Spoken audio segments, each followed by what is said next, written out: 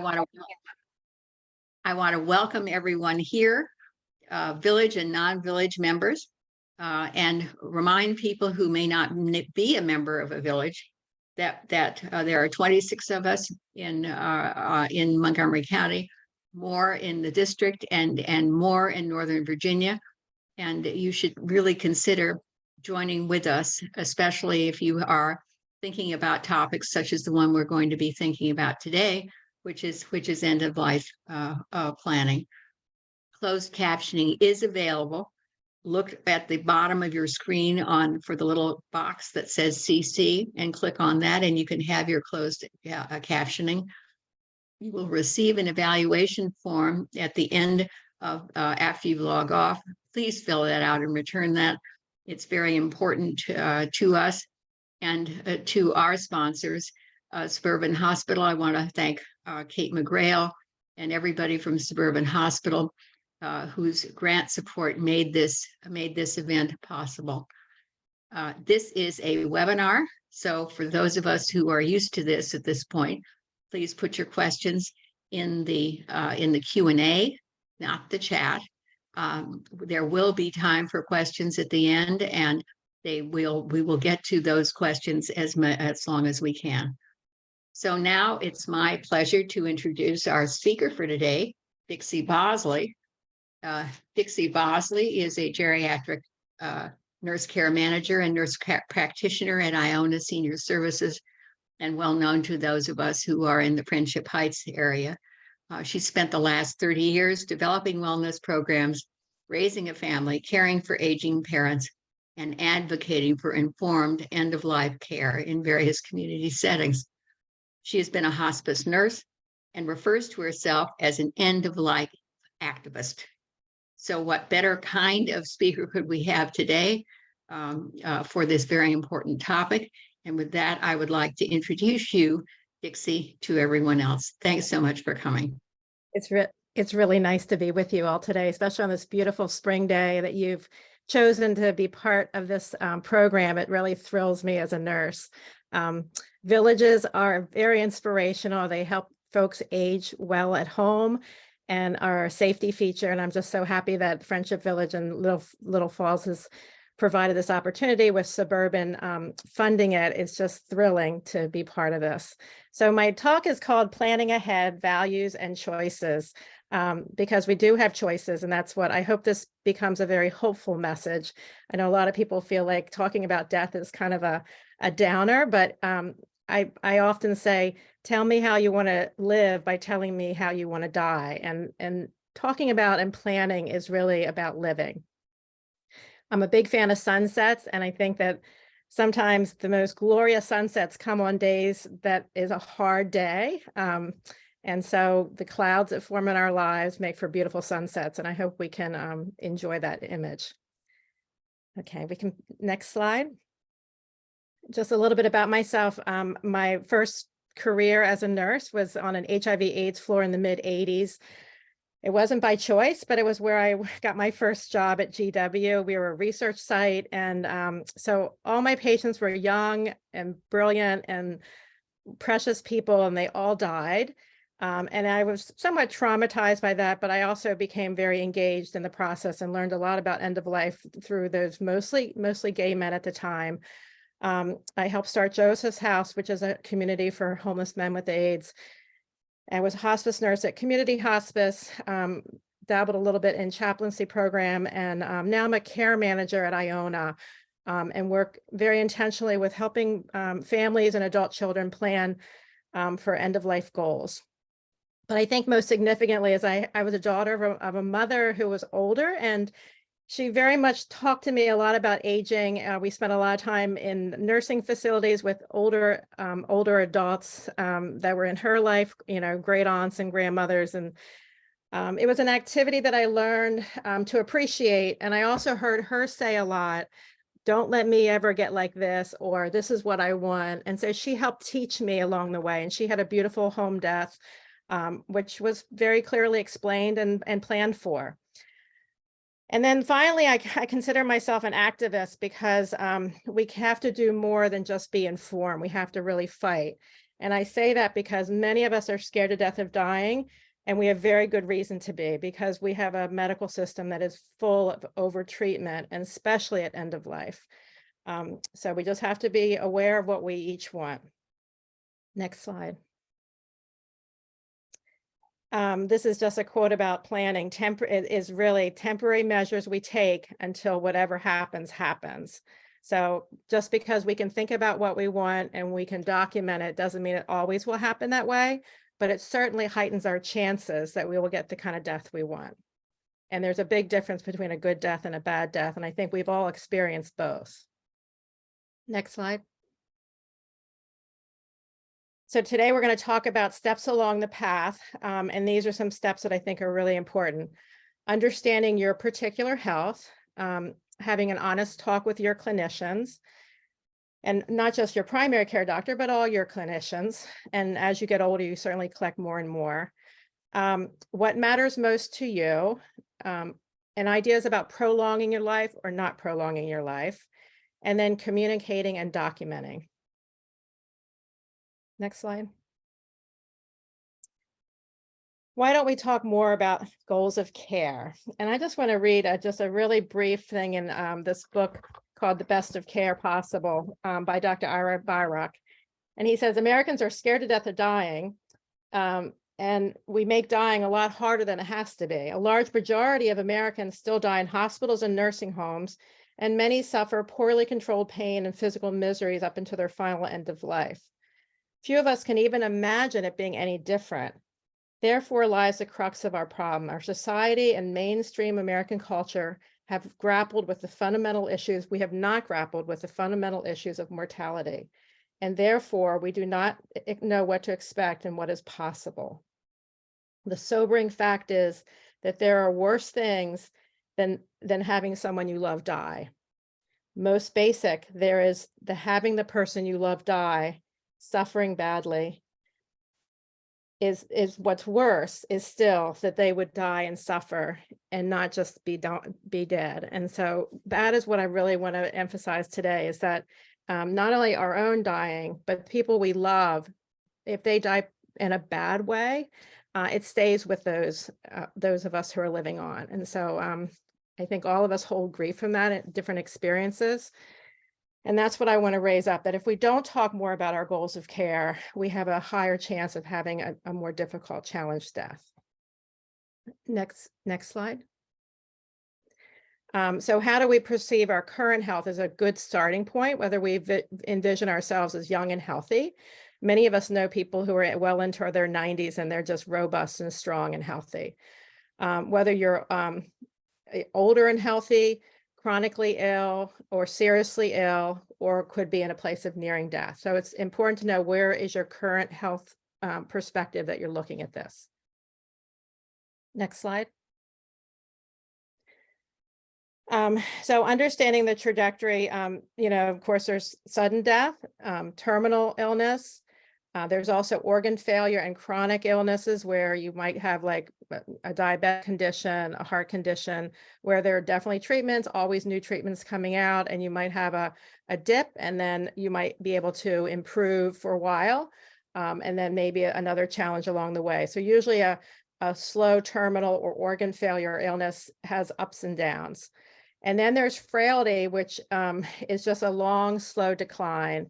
And that's always hard to see, but people are living longer, into their hundreds now. And so you see people who are very frail, but they just keep going. Okay, next slide. So the first step is to think about, do I feel ready to have a conversation with myself about my own perception of my health? Am I at a place where I want to have a conversation with somebody I love? And am I able to have a conversation with my clinician? And it's important to know that Medicare does fund a 30-minute advanced planning conversation, and you can ask for that. It's a separate code. It's not the same thing as going in for a wellness visit or a specialty, a sick visit. It's a visit to just go and talk with your primary care doctor about having an end-of-life conversation. Okay, next slide. Step 2 is, how long do you do you want to receive medical care? Quantity of life versus quality of life. There's some people that I know that say, I want everything to the very bitter end, and that's your choice. And I think it's important for a doctor to explain what does that mean, because you can always have more quantity of days, but it's whether you're going to have quality. And what are your concerns about the medical care? Are you concerned about too much medical care, or are you concerned about too little? And there's certainly cultural differences about people fearing that they won't get enough medical care. And then there's people who might live in a metropolitan area like DC with so much technology that they might have too much medical care. That's also a fear. Okay, the next one. So conversation starters with folks, that you want to have the conversation with is, I need some help with something that is important to me. Or you can say something like, do you remember when so-and-so died? Even though I feel fine today, I want to do this if I'm ever unable to speak for myself. And I think that's the conversation that we'll talk about a little later. But if you ever do feel that you cannot speak for yourself in the future, that's even more reason to have these conversations now. What does a good death look like to you? And you can just put that out to a group of people or somebody you love and have a conversation about what is a good death. Okay, next slide. Ways to create a container to have these conversations are death cafes, which you may have heard of. They were started in England, and there's been, I don't know, 80,000 of death cafes have happened over the years. If you go on deathcafe.org, there is a website, and they'll show you where all the death cafes are in just DC.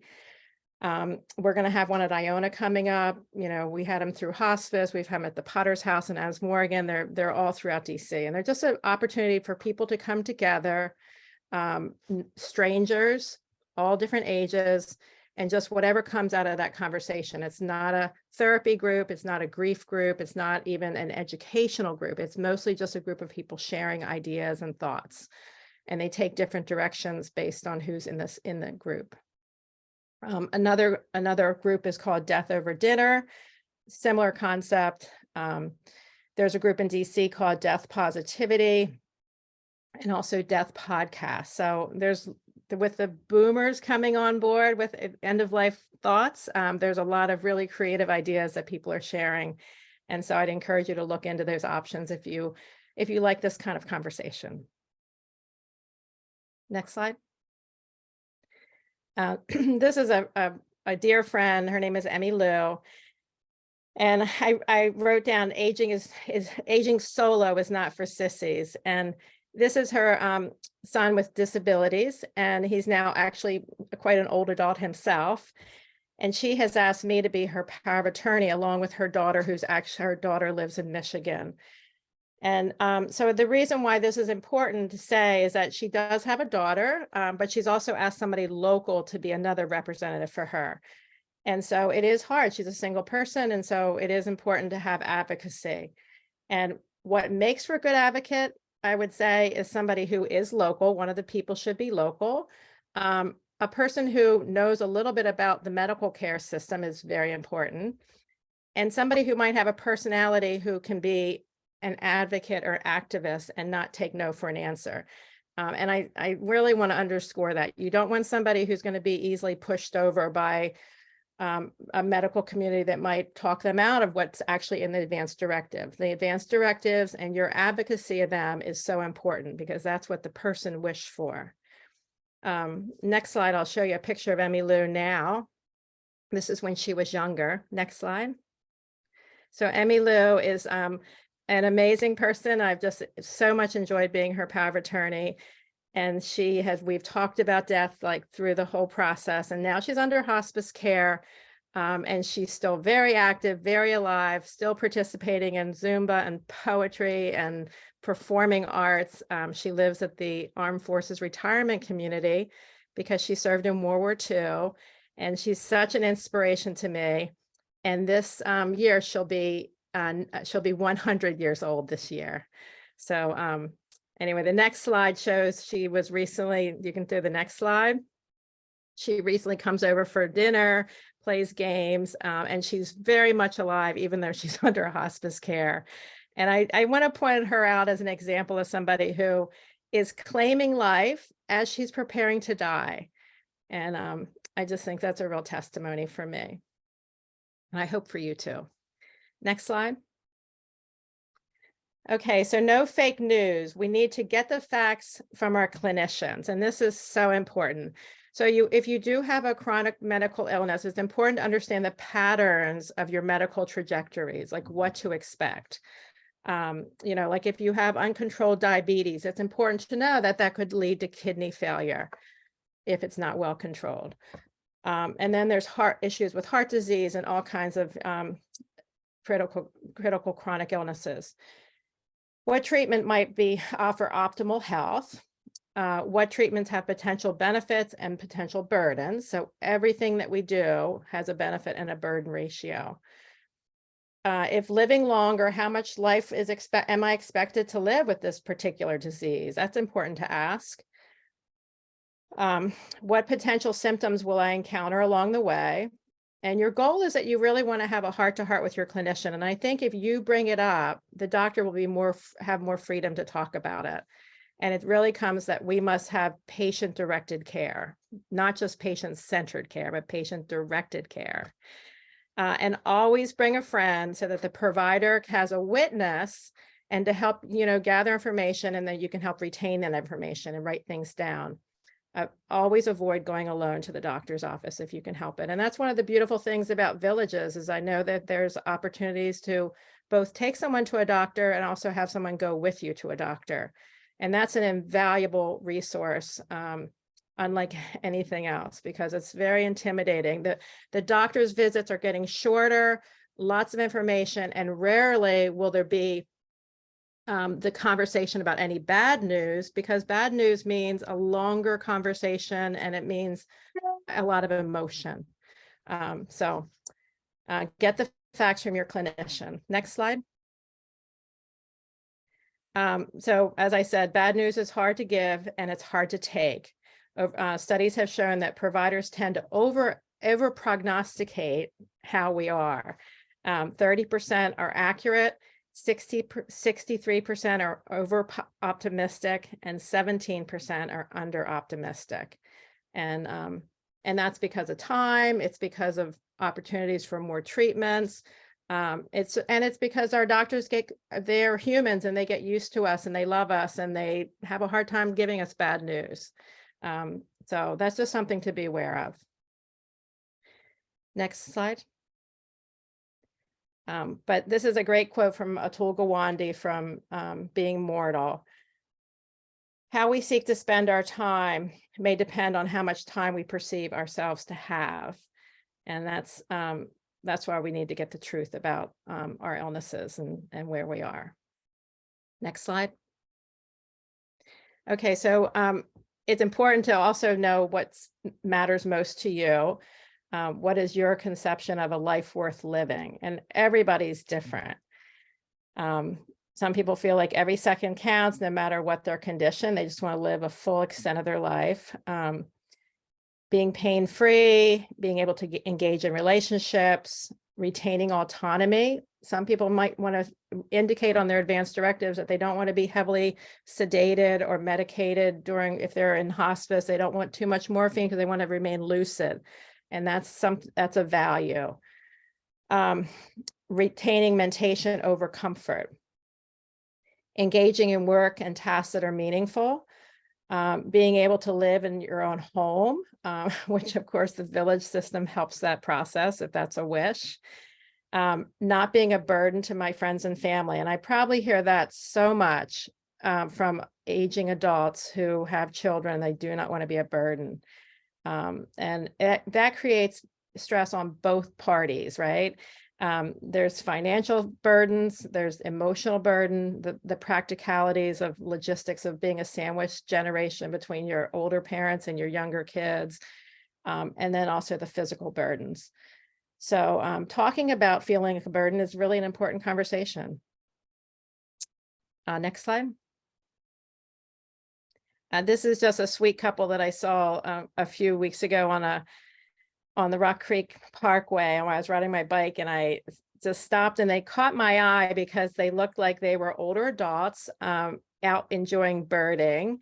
And he was definitely more disabled, and she was helping him, and they had a big old photography camera lens. And I just thought they represented, spending time doing what they love to do. And I think that's really at the heart of living, is that the more we can plan and know about who we are as older people, we can spend time doing what we love to do.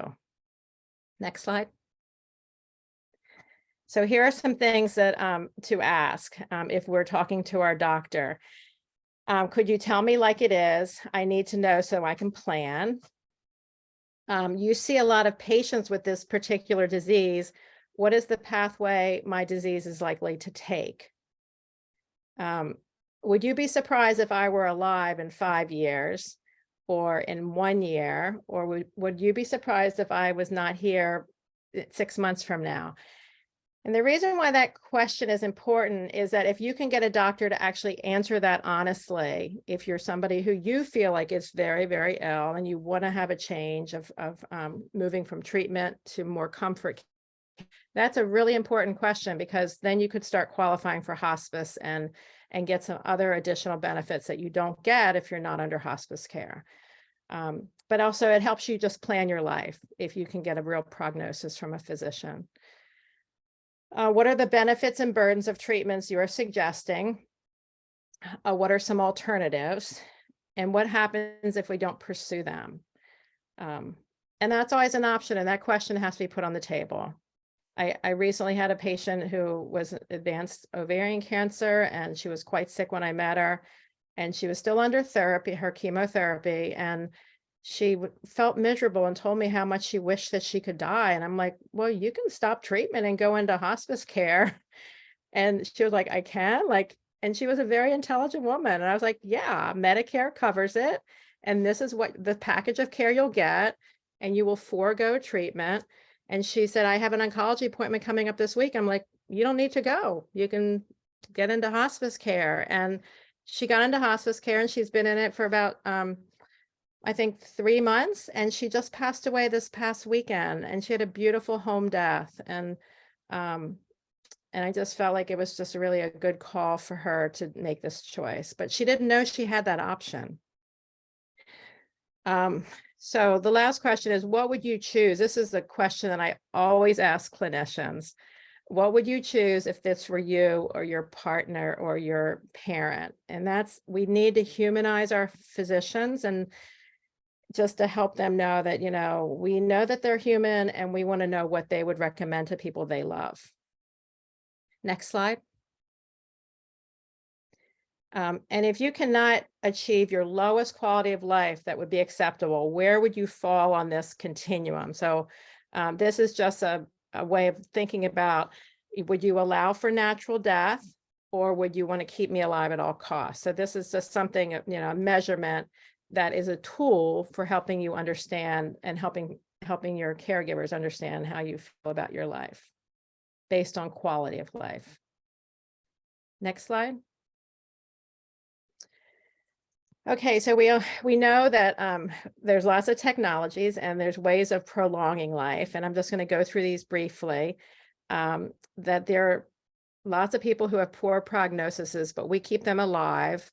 Most people do die in hospitals and nursing homes, so we know that. But there are ways that we keep them alive with breathing machines, feeding tubes, dialysis, kidney dialysis, transfusions. We can keep transfusing people when their blood counts are low and they're having maybe the effects of chemotherapy, and they're poor, white blood cells and the red blood cells are poor, and we can keep transfusing them to extend life. And then, of course, antibiotics. Surveys show that most people, including clinicians, do not want heroic measures, and yet many of us have heroic measures performed on us, and we also believe that that's the only option we have. And so the default is always to do more unless we say we don't want more, and that's the kind of thing that we need to put down in our advanced directives. Next slide. This is the same doctor I mentioned earlier, Dr. Brock. He said, dying doesn't cause suffering, but our resistance to dying does. Next slide. So now this is just a list of ways to advance our end of life. If somebody is on a ventilator in the ICU, usually after 2 or 3 weeks, there'll be a conversation about whether someone's doing well or whether they would stay on it indefinitely. And you can wean somebody down off of a ventilator.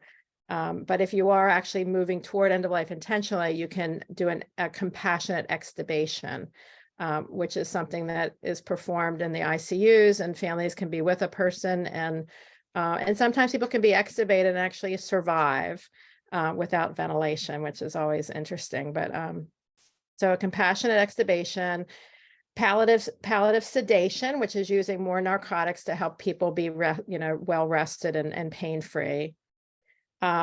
People use palliative radiation and palliative chemotherapy, not as a curative modality, but just to help people be comfortable. Stopping implantable, like in your defibrillators and pacemakers, they can be stopped.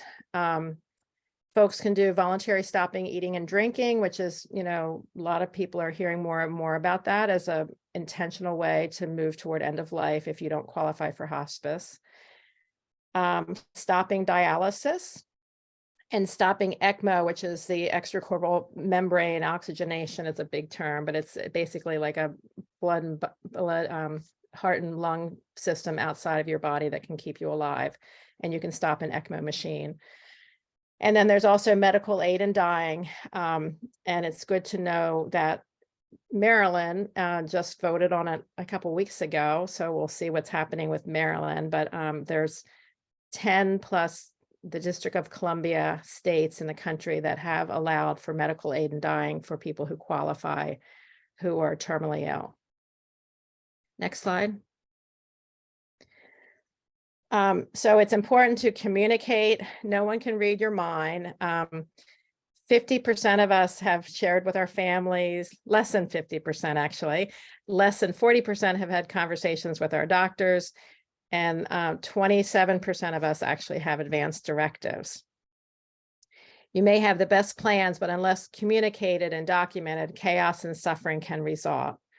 Care is impacted by not communicating, and the default is always treatment. Early planning usually will equal decreased excess treatment. So that's why putting things on paper, and I'm going to share with you later about how we can put things down in creative ways so that you can express what you want. Next slide. This is just a gentleman, the guy in the gray shirt. His name was Bob Hoffman. A year ago, this picture was taken just 1 year ago at the Congressional Cemetery. And I met Bob at one of my death cafes like 5 years ago. He came to a death cafe. I think he helped start Mount Pleasant Village. Just a dynamic person, and a real end-of-life activist. He was a lawyer at AARP, was very much into, talking about death and doing death cafes and death podcasts. And he worked at Congressional Cemetery. He has a plot there. And just this past month, he died suddenly. And everything he had talked about, he had in place, it just was pretty remarkable how his wife said that he really had planned and he had things well described. There was an illness where they had to make some hard decisions, but because he had talked about it so much, they knew exactly what he wanted, and it was documented. So this is a kind of a special image because it literally was a year ago. You can see the flowers are blooming, and this was March of 22. So anyway, we miss him and I celebrate him. And I feel like when I do programs, I want to honor him because he was someone who really kept this conversation alive. His name was Bob Hoffman. Okay, next slide. And one of the things that we've talked about, like when you're writing down documentation, this is a picture of a green burial thing that was at the Smithsonian. But it's important for you to know that there is more and more conversation around green burials. And I did a testimony for the House the natural organic reduction bill for Maryland, and also for the Senate this week. They're meeting it. They're actually reviewing it right now in the Senate, but it's probably going to pass. And Maryland would possibly become, I think, the 5th state that allows for human composting. So green burial is just something to, know about and learn about, and it'd be another choice if you live in Maryland. So anyway, that's just another way that we can put down on our list of what we want. We can talk about that too. Okay, next slide. You can also write a love letter to your family. And this is just one example that I had from a patient. If you have to make a quick medical decision about me, choose comfort, choose home, choose less intervention, choose to be together with me, holding my hand, me singing, laughing, getting along, resolving differences, telling stories. Don't make a fuss, and know that I am proud of each of you. Okay, next slide. Another one, it says, dear family, if you have to make a fast decision, or I fell or some event happens, it's okay. I'll try to let you know what I would want, but if you come to something we have not anticipated, it's okay. And if you make a decision that ends my life, that's okay too. You don't need to worry that you caused my death, because you haven't. The disease and my age and my body failing are why I died. Please do not feel irresponsible. If you feel bad and guilty about any medical outcomes, please know I love you and forgive you, and please love and forgive each other, Mom. I think those letters are beautiful to kind of help quell the pain and suffering that people feel. A lot of adult children, you can have in any family, differences of opinions about what to do about their parents. And it creates a lot of turmoil that lasts well after the parents are long gone. So that's why it's important for the parent to have the conversations with their kids so that that doesn't happen. Next slide. So who are the people that you trust in your life and want to share your fears and hopes? And when is the best time to do these conversations?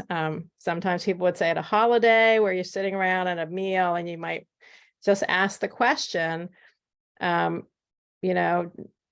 would like to be my proxy, or who are you a proxy for? It's really an honor when someone asks you to be their healthcare proxy.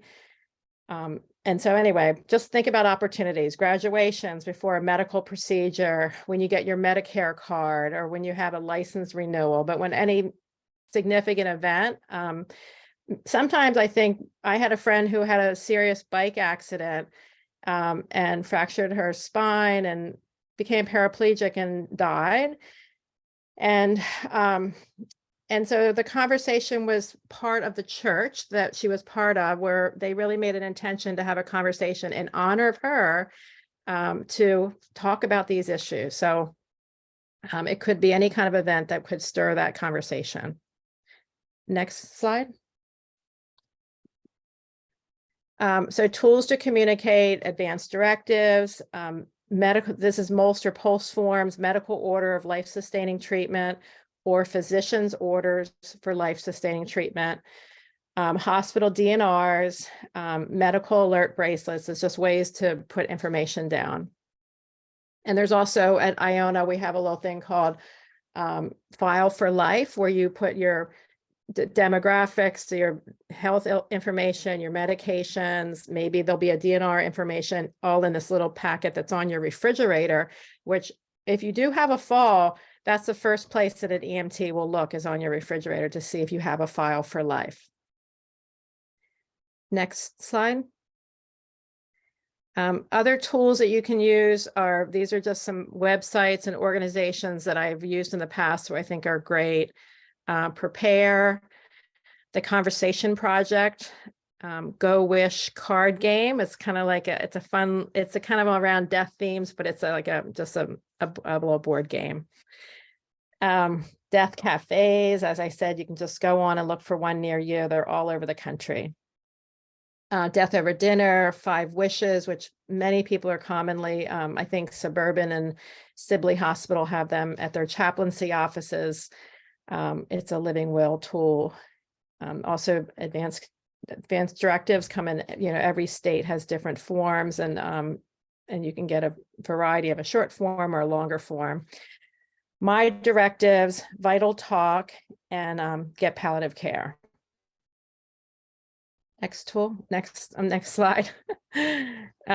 Also, Compassion and Choices has a great document. It's called, it looks like this, and it's called My End of Life Decisions and Advanced Planning Toolkit. And it's about a 30-page document with all kinds of information, a values, like a worksheet of your values. And it also has a dementia directive. If you are fearful of having memory loss and you want to write down very clearly about what would be your benchmark for quality of life, and when you don't want to prolong your life, if you do have dementia, you can write that information down so that if you do lose your memory, that document will speak on your behalf about what you wanted, and help family members make some hard decisions. If you want this document, it's free and you can get it through that website. It's also, Compassion and Choices does a lot of great work with end of life planning, and they also are the major national lobbying force for medical aid in dying across the country. Okay, next slide. Yes, this is another book that I recommend. It's just for documents. Mostly it's for what happens after you die, but it's also a good way if you're feeling anxious and you want to coordinate your life and just have things down for your family.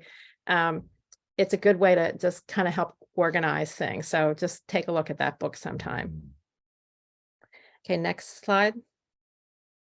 Oh, this is the File for Life I mentioned that we get through Iona. They're at the front gate. If you ever are stopped by Iona on Albemarle Street, we have these at the front desk, and they're for free. And then also we have a resource guide, which just came out. This is the newest edition, and it's also in Spanish. And it's just a great tool for all kinds of services in the DMV area. So stop by and pick that up. Next slide. These are just some books that I think most of us have seen these books. But it's just presenting the cultural change where people are talking more about dying in America, and both the hazards of that and also the opportunities with some of the new things that are coming, some of the new laws that are changing, and conversations that we're having around end of life goals. Next slide. Some other books that you probably are familiar with these books, but these are also books that have been informative to me.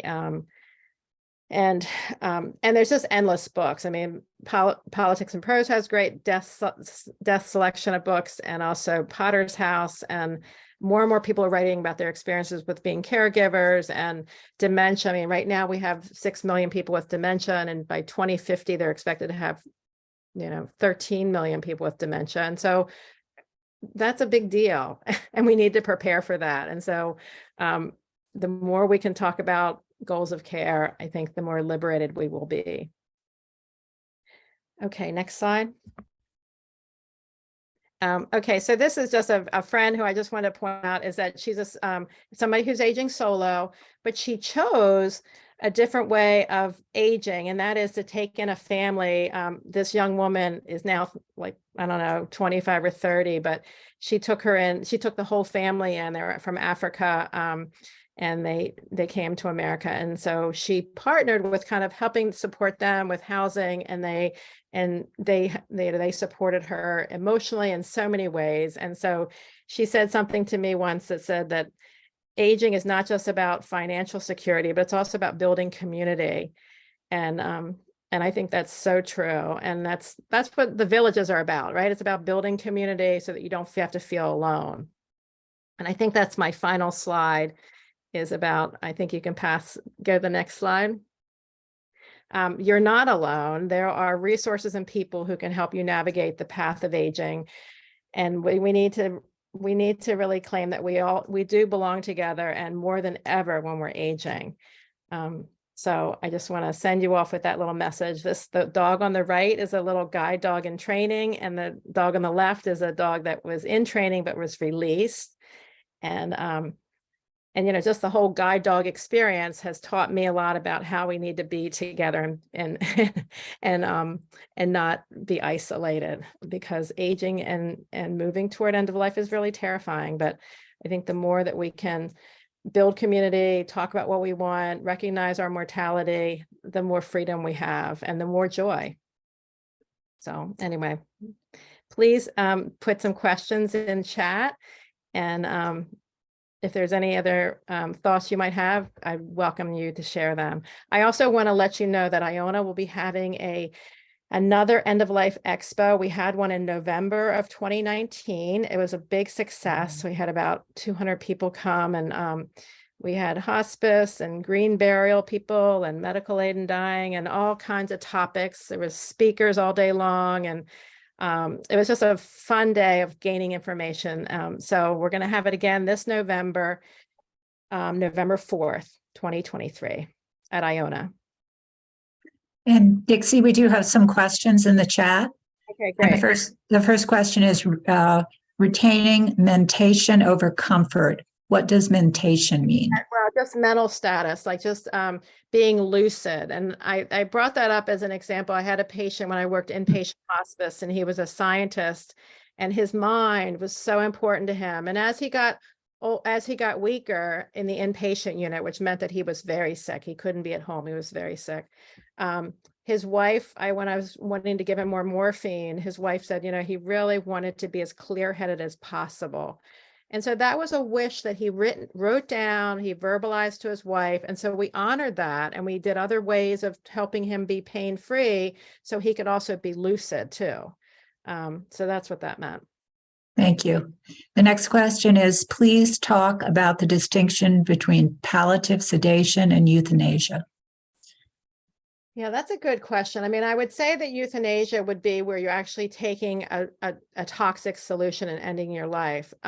Palliative sedation, you know, I feel a little bit like the person who I recently got on hospice who passed this weekend. She had a lot of anxiety about the process of dying, and her breathing became more labored. She was starting to have some secretions that were really hard for her and her sister who were with her. And so we increased her morphine so she could achieve comfort and be at peace. And so her morphine was titrated up so she could have more, and she was sedated because that was a way of providing comfort for her anxiety, her breathlessness, and her pain. And I thought she had a beautiful death. Thank you. Here's a longer question. My father is in his mid-80s and is very frail, though he is not terminally ill. I am his personal representative, advocate, proxy. We've begun to have conversations about what he thinks a good death looks like. Would it be valuable for me to ask him to schedule an appointment with his primary care physician and include me so we can have an end-of-life conversation with his doctor now? Absolutely. Brilliant. Like, that's so great. Like, what a great advocate you are. And I think that gives him so much peace, and it gives you so much peace. Like, I feel like that was one of the beauties of my relationship with my mother, is that we both were constantly talking about it, saying what we didn't, you know, what she didn't want, what I didn't want for her. As a nurse who had worked in so much death and dying, I knew what I wanted for her, and I knew the kind of death I wanted for her, but I also wanted to know what she wanted. And so if your father has clear ideas and you have, you know, you want to support him as his advocate, it's wonderful to have the conversation with the doctor. And you know, not many people do it. Not many people do it. Thank you. What can we do to encourage doctors to make referrals to hospice earlier? Well, I want one of the takeaway messages for this program is to say that if you feel like you are hospice eligible, and even if you're borderline and you want to explore it, you can always request a hospice assessment yourself. So if you're in Washington, it would be like, you know, VITAS or Capital Caring. If you're in Maryland, it would be JESSA or Montgomery Hospice. I think Capital Caring is in there too. And, every area has their own hospices. So you look them up, you ask for an assessment to come out, and they'll tell you whether you're eligible or not. They'll get your medical records. And then if your doctor does not give them the order, their doctor, the hospice doctor, can write the order for you to start hospice. And you have to have an order for Medicare to pay for it. But about a month ago, I had 3 patients who I signed up for hospice who did not have a doctor's order from their primary care doctor. And, all 3 of them were eligible for hospice. So I don't know, whatever that says. I just felt like sometimes doctors have a hard time making that referral. And hospice is used across the nation 7 days from death. That's the average. And that's really horrifying, because it's a service that allows comfort care for you and your family, and not to use it for long extended periods of time is wrong, really. We get on the hospice really quickly, we get all the medicines and all the equipment, and then people die suddenly, and they don't get the benefit of good hospice. So I think it's better to get hospice on board earlier if that's what you want, and to see if you qualify. Thank you. This question is one I'm sure a lot of people have. Can we get a copy of your slideshow and the resources you mentioned? Oh, absolutely. So we will be sending those out. And here's an excellent question here. When do we expect to learn the outcome of the vote in Maryland to allow green burial? Yeah, so you can go on to a website called greenlegacy.com. And this is a new organization. It was started by a mortician named Lily Berkeley, and she was at RAP, and then she went to Congressional Cemetery, and she spoke at our expo, and she'll be speaking at the next one. But she's wonderful. She's the one that started this green burial movement in DC, pretty much. And so I think we'll hear. I mean, it's moving along, so we'll see. But you can contact her, greenburial.com. Look at the website, and she'll have her information there. Thank you. How does one know when to begin documenting, and should it be revisited? Yeah, I mean, it certainly should be revisited if any new diagnoses happen, or, some events. But, people can, some people who have experienced death early in their families, like, people who have lost their parents when they were quite young, they might be adults who start earlier than others, right? Because they may know how fragile life really is. But it's really up to you. But I think the more, if you are timid about writing things down, you can start going to death cafes and just hearing what people are talking about, or read a book and learn from books. But usually people start taking it seriously when they've had some kind of medical event, or they've had some profound loss in their life, or they've witnessed a bad death, right? Like, we've all witnessed bad deaths, right? Like, we wish that we could take it back and do it a different way. I've had lots of patients who I couldn't get under hospice, or they were under hospice and then something happened when they went back into the hospital system, and I couldn't get them back out again. And, it's just, tragedies happen.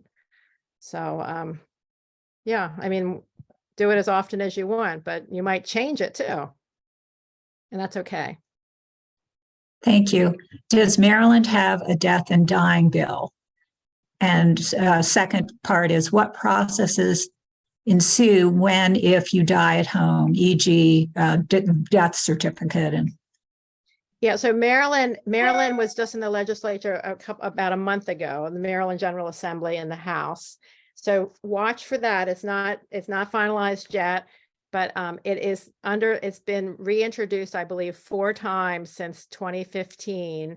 And I think Maryland's going to pass this time. It was very close the last time, but it's going to pass this time, I feel pretty certain. But if you're interested, call Compassion and Choices and find out what the recent the process is. But it hasn't passed quite yet, I don't think. And then what was the second question about? What processes ensue when or if you die at home? Oh, for example, death certificates. Yeah. So if you die with medical aid and dying, you know, you take you take the medication, and then the hospice nurse will come and pronounce you dead. And on the death certificate is the terminal illness that you died from. It's not that you took a toxic solution. And that's really important because insurance companies, you know, it would be messy if it was a suicide, if considered suicide, but you're actually dying from your terminal illness. And I'll just ask a question. What happens if you don't have anybody assisting you when you die at home? Is the police called or? Well, if you're under hospice, I mean, most people, if they're moving toward end of life, yeah, I mean, if someone's found dead and they're not under hospice care, yes, police would be called and medical examiners would come. If you are under hospice care and you're moving toward end of life, you probably wouldn't be alone. But if you are, when the person comes and finds someone who's passed, they would call the hospice number and the hospice nurse would come and pronounce somebody as dead. And then no need for the then the coroner comes. You don't have medical examiners and police if you're under hospice care. Unless you call 911 by accident. If you call 911, then the police will come. But normally you call the hospice nurse at time of death. Thank you. Can you please talk about the pros and cons of CPR for older persons with osteoporosis?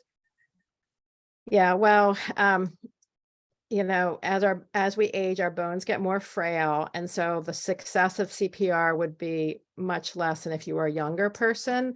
And it's not advised. I mean, CPR is an image that we see on TV where people get resuscitated and they go running, you know, they live happily ever after. But as you get older, the success of CPR is much more limited.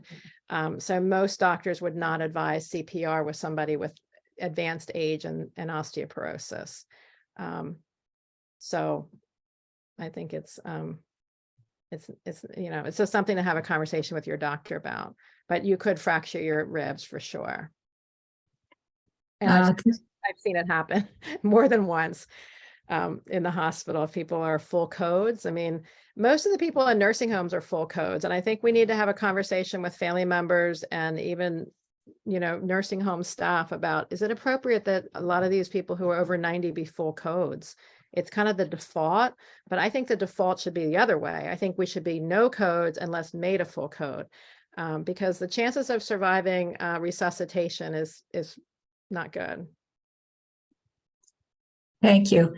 This person would like to know how someone can find the best hospice. There are many in the area. They're not all the same. I used hospice here with my husband. I saw my brother use hospice in California, and it was much more helpful than the one here.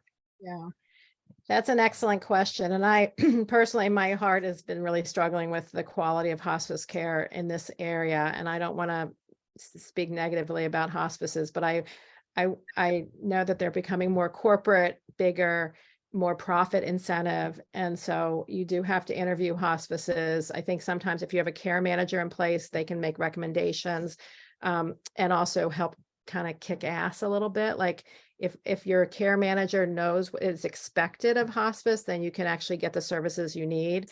But there is a Medicare benefit for hospice. And so it's important to know that benefit, know what's expected, how often you should get the professionals out, the nurse, social worker, chaplain, volunteers, all the doctor, all those services come to your home, equipment, medications. My patient the other day had no equipment, no medications, but she was under hospice. They try to cut costs, so they're going to not put everything in right away. And that's wrong because the patients need the equipment. They need the medications. They need the visits. That's what makes hospice work well. And we want hospice to work well because we don't want people to end up suffering and having to go back to the hospital.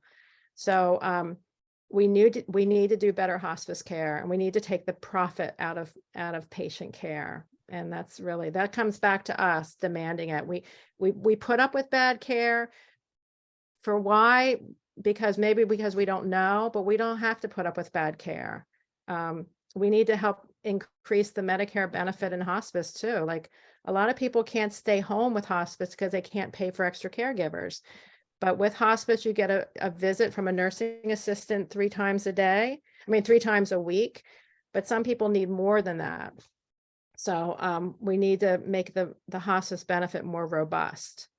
I still think it's much cheaper than ending up in the hospital. Thank you. Please distinguish natural earth burial from human composting. I think it's about the same. I'm not the expert on it, but what I understand is that you do with a natural compost, with a human composting. I mean, there are some states that, of course, many states don't allow it at all.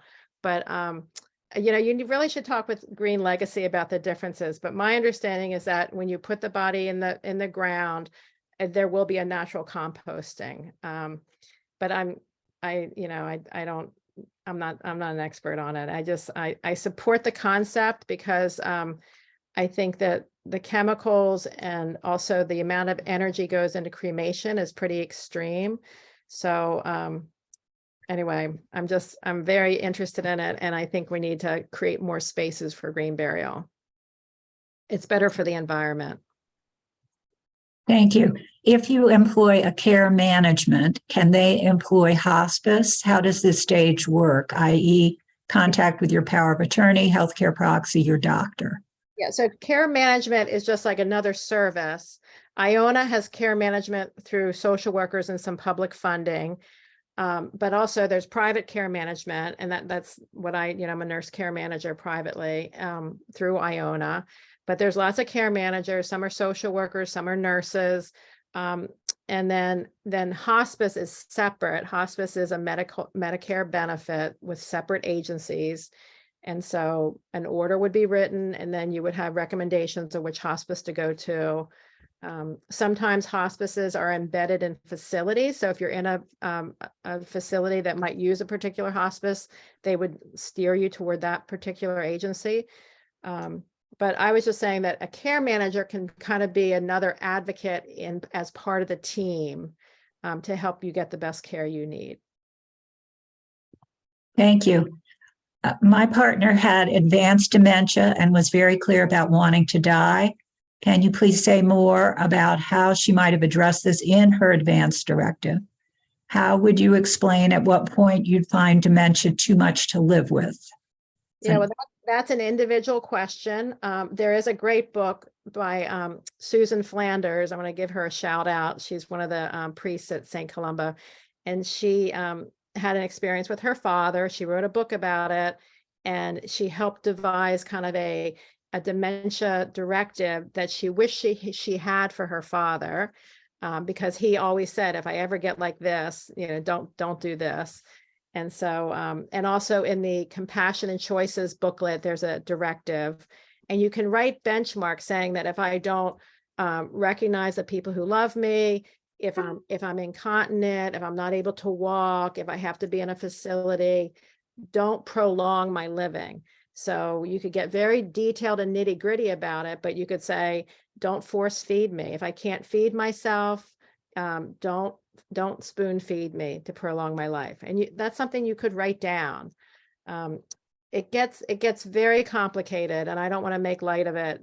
It gets complicated because we associate food with love, and especially for a lot of our immigrant caregivers, they have a very hard time not feeding their patients. But I've had people who have very strongly said, unless the person can pick up the food and put it in their mouth, I'm not going to spoon feed them. You can make them comfortable, you can give them a little hydration, but you don't want to prolong their last few weeks of life.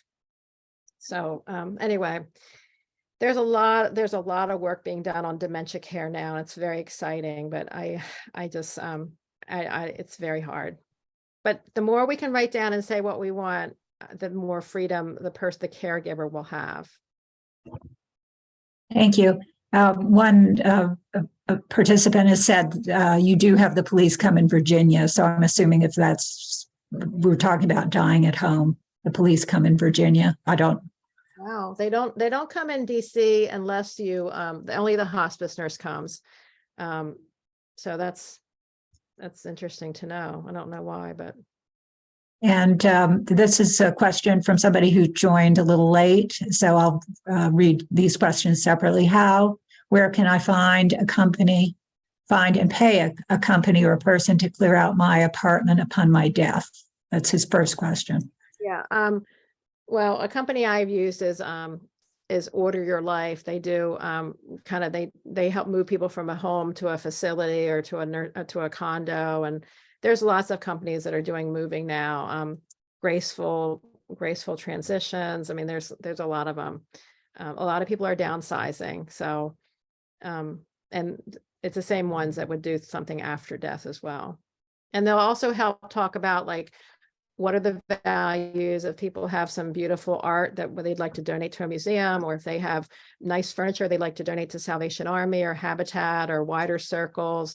There's lots of organizations that really depend on these kind of donations. So those are other things that you can talk about while you're still alive. You know, another thing is organ donation or body donation, cadavers. You know, my son's working on a cadaver at school right now, and I'm like, somebody made the decision to donate the body, and that's a beautiful thing. And you know, people can learn from your cadaver. So that's something that you have to write down there before you die. So anyway, that's the kind of thing we talked about at the End of Life Expo. We had body donation people, we had people at the expo who had received organ donations, a lung and a colon, and they spoke, and it was so inspiring because it's something that helps people consider doing that. Thank you. Another question from the same person. I have a family burial site out of state. I want no ceremony. Can I negotiate in advance an arrangement without a mortician/funeral home to get a reasonable price, I guess, for an open grave? The initial cemetery charge estimate in the thousands to open a fully paved off grave site. Yeah. I mean, have the conversation with your family, and you can prepay and do things as simple as you want to do it.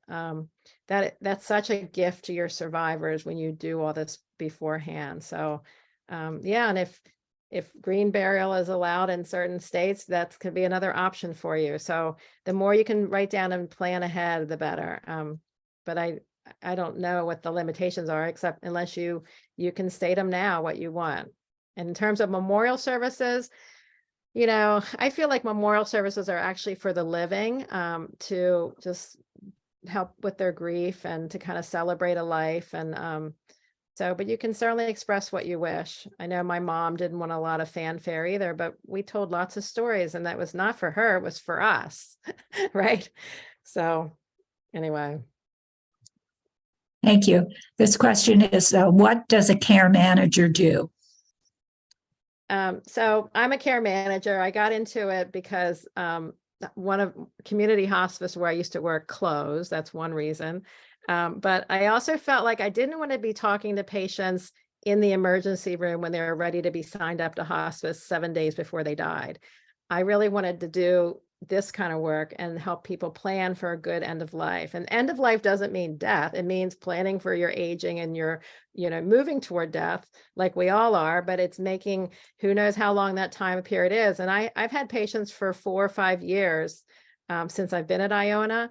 And I just love it. You know, we build long-term relationships, and I get to know the families and help coordinate care. And when there's hospitalizations, help coordinate discharge planning and getting equipment. And when hospice is appropriate, bringing hospice in, you know, dealing with all the stress around caregivers and who's a good caregiver for this particular kind of patient. Anyway, it's a fun role for me. I love it. Thank you. And you all can continue to put your questions in the Q&A. We're not able to see anybody who's raised their hand. And this is a comment from the same person about Virginia. And apparently the hospice did not tell the family. The police had to come and were coming. So maybe that's something to ask hospice about if that's happening in Virginia. Yeah, that's interesting because normally that's not something that's done. And getting thank yous about the presentation. Here's another question. What is the name of the book by Susan Flanders? It is called If I Lose My Mind. I think that's the name of it. I have it on my bookshelf. Hold on. Yeah, this is it right here. If I Ever Lose My Mind, Aid in Dying with Advanced Dementia. by Susan Flanders. And it's really a beautiful personal story about her father's affliction with dementia. And if there are no more other questions, I'm not seeing any, but maybe we can wait a minute and see if anybody else has any more questions. We're about to the end of our time, or a little bit past the end of our time.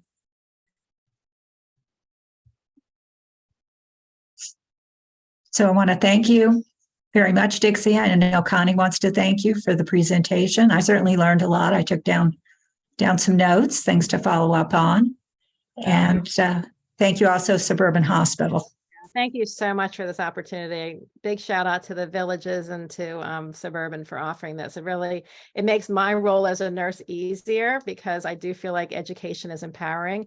And the more patients are informed, the more that they can claim what they really want. They say that life is a near-death experience, so it helps us to live more if we can face our immortality. And Dixie, I just want to add our thanks so much from Friendship Heights Village. This is a wonderful presentation. Right. My pleasure. Nice to be with you all.